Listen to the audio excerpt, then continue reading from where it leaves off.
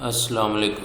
Next question number 6 है, इसमें हमने सिंप्लीफाई करना है वन पार्ट को 3/x³ + x² + x + 1 और आगे दिया हुआ है -3/x³ - x² + x - 1।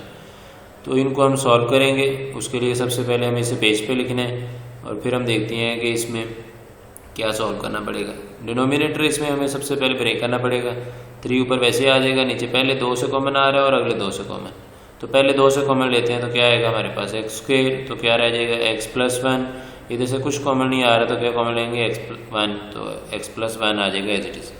तो अब इधर से -3 एज इट इज़ आ गया हमारे पास नीचे, फिर पहले 2 से कॉमन अगले 2 से कॉमन। पहले 2 से कॉमन लेंगे तो वो हमारे पास क्या आएगा x², तो x - 1। आगे 1 कॉमन लेंगे तो क्या आ जाएगा हमारे पास x - 1।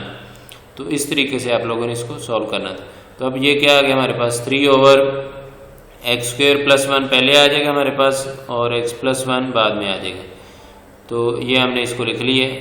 तो आगे क्या आएगा हमारे पास -3/x² + 1, फिर इसमें पहले आ जाएगा और x - 1 बाद में आ जाएगा।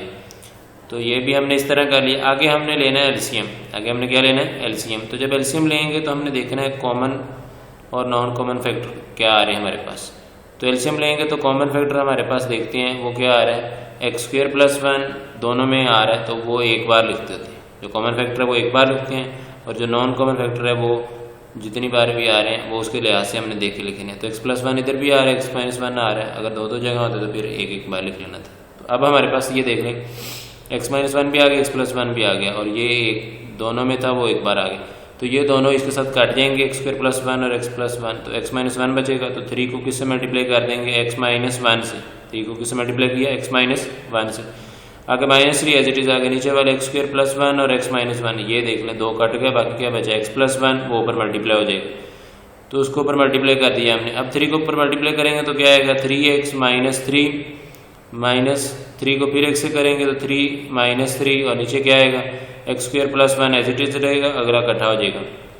अगले को इकट्ठा करेंगे तो क्या बन जाएगा हमारे पास x² - 1 तो -3x + 3x कट गए हमारे पास, बाकी क्या आ गया -3 और -3 -6। नीचे क्या बनेगा फर्स्ट स्क्वायर - सेकंड स्क्वायर, क्या बनेगा फर्स्ट का स्क्वायर - सेकंड का स्क्वायर। तो फर्स्ट क्या बनेगी हमारे पास x² और सेकंड वैल्यू बनेगी 1।